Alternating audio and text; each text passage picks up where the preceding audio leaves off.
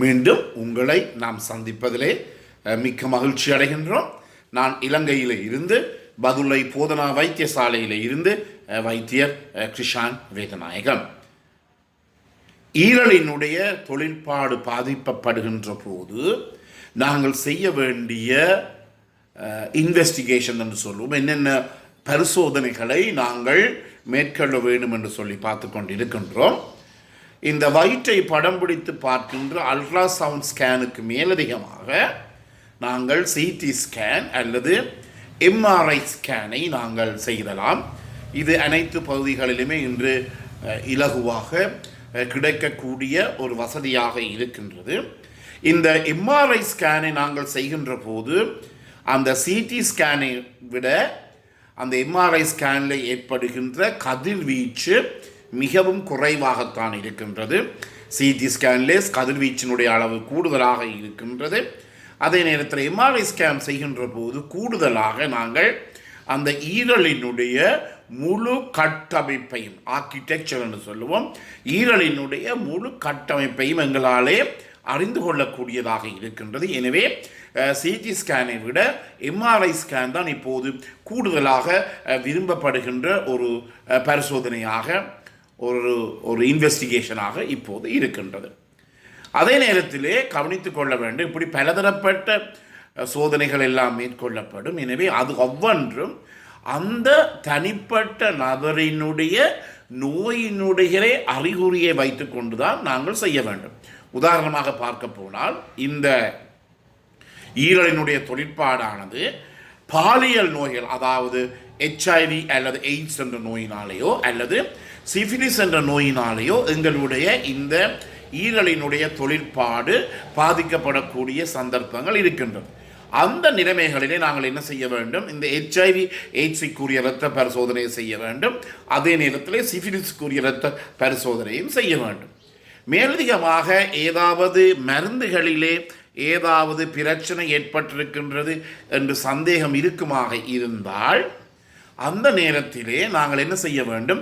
இரத்தத்தில் இருக்கின்ற இந்த மருந்துகளினுடைய அளவு, ட்ரக் லெவலை கூட நாங்கள் இன்று பார்க்கக்கூடிய வசதிகள் உலகத்திலே பல நாடுகளில் இன்று கிடைக்கக்கூடியதாக இருக்கின்றது.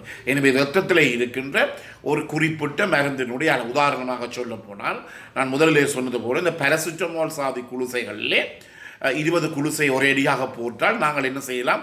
இறக்கக்கூடிய ஈரல் பழுதாகி போய் ஈரல் அழுகி இறக்கக்கூடிய சந்தர்ப்பம் இருக்கின்றது. இந்த நிலைமைகளிலே நாங்கள் அந்த இரத்தத்தை எடுத்து இரத்தத்தில் இருக்கின்ற இந்த பாராசிட்டமால் மருந்துடைய அளவை கூட எங்களாலே பரிசோதிக்கக்கூடிய ஒரு வசதி எங்களுக்கு இப்போது இருக்கின்றது. என்றபடியினாலே என்னென்ன பிரச்சனை இருக்கின்றது, அந்த பிரச்சனையின் காரணமாக ஈரலினுடைய தொழிற்பாடு பாதிக்கப்படுகிறது என்று நாங்கள் சந்தேகப்படுகின்றோமோ அதற்குரிய பரிசோதனைகளை நாங்கள் மேற்கொண்டு பார்க்க வேண்டும். இதுதான் மிகவும் முக்கியமானது. இன்றைக்கு இதற்குரிய என்னென்ன சிகிச்சை முறைகள் இருக்கின்றது? உண்மையாக சொன்ன போனால் முற்றிலுமே ஈரல் பழுதா போனால், அதாவது லிவர் சிரோசிஸ் என்று சொல்லுவோம், முற்றிலுமே இந்த ஈரலானது, ஈரலுடைய கலங்களானது நாட்னாலே, ஃபைப்ரோஸ்ட்னாலே அது இழப்பீடு செய்யப்படுமாக இருந்தால் ஈரலுடைய தொழிற்பாடு முற்றிலுமே பாதிக்கப்படும். இதன் காரணமாக அந்த நோயாளிக்கு இறப்பு அல்லது மரணம் ஏற்படும். இந்த அடிப்படையிலே கடைசியாக நாங்கள் செய்கின்ற சிகிச்சை முறை என்ன? ஈரல் மாற்றீட்டு அறுவை சிகிச்சை, லிவர் டிரான்ஸ்பிளான்டேஷன்.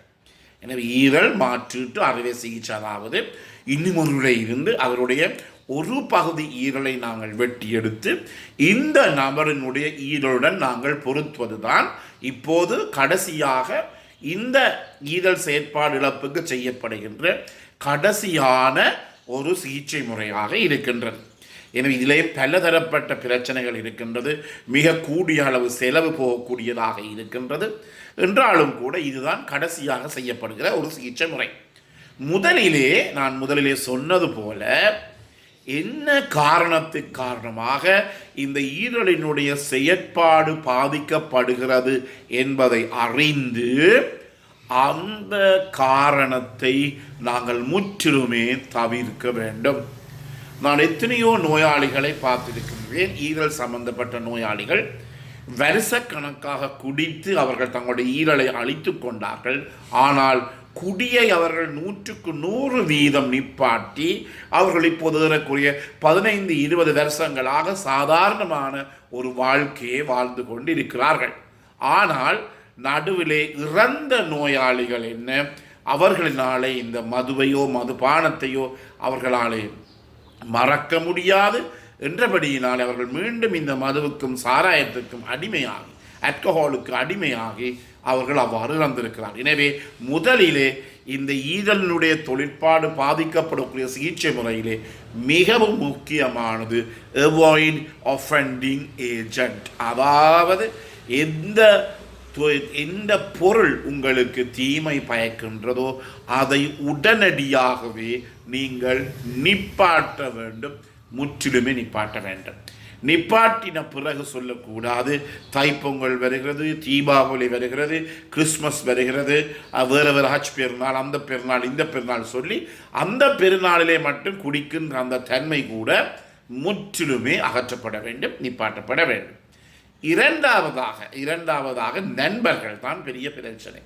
எனவே நண்பர்களினாலே என்னால் ஒன்றுமே செய்ய முடியாதென்று பல நோயாளிகள் வந்து சொல்லி இருக்கிறார்கள். நான் அவர்களுக்கு சொல்வது ஒரு தாழ்மையான கருத்து என்னவென்றால், அந்த நண்பர்களிடம் நீங்கள் தெரிவிக்க வேண்டியது என்னவென்றால், இந்த நண்பனுக்கு நீங்கள் குடிக்க கொடுத்தால் கடைசியில் அந்த நண்பனினுடைய பிரேதத்தை தான், சடலத்தை தான் நீங்கள் காண வேண்டும். எனவே உங்களுக்கு தெரியும், இந்த சிறு வயதிலே கூட இப்போது எங்களுடைய நாட்டிலே 30 வயசுக்கு உட்பட்ட பல பேர் கூட இந்த ஈரலினுடைய செயற்பாடு பாதிக்கப்பட்டு இருக்கிறார்கள். அதுக்கு முக்கிய காரணம் இந்த மது. எனவே தான் அது ஒஃபெண்டிங் ஏஜென்ட்டை நாங்கள் 100% தடை செய்ய வேண்டும். அதே நேரத்திலே மருந்துகள் உங்களுக்கு தெரியும், இன்று எல்லாருமே ஒரு மிக இயந்திரமயமான வேகமான உலகம். இயந்திரமயமான வேகமான உலகத்திலே இந்த மன அழுத்தம், டிப்ரெஷன், அதே நேரத்திலே படபடப்பு, ஆங்ஸைட்டி, அடுத்தது ஸ்ட்ரெஸ், மன அழுத்தம், இவையெல்லாம் மிகவும் வேகமாக அதிகரித்து கொண்டு செல்லுகிறது. வீட்டில் ஏதாவது ஒரு பிரச்சனை அல்லது ஏதாவது ஒரு பரீட்சையினுடைய முடிவு சரியில்லை என்றால் உடனடியாக அவர்கள் என்ன செய்வார்கள், வீட்டிலே இலவசமாக கிடைக்கக்கூடிய அல்லது ஓவர் த கவுண்டர் எந்த ஒரு ஃபார்மசியிலையும் போய் ஒரு விதமான வைத்தியருடைய அனுமதி சீட்டு இல்லாமல் பெறக்கூடிய இலகுவான மருந்து இந்த பாராசிட்டமோல் மருந்து, அதை எடுத்து அவர்கள் குடித்து விடுகிறார்கள். எனவே இவை மாட்டிலே மிகுந்த அவதானமாக இருக்க வேண்டும். எத்தனையோ நூற்றுக்கணக்கான நோயாளிகள் இந்த பாராசிட்டமோலை குடித்து இறந்ததை நான் கண்கூடாக கண்டிருக்கின்றேன்.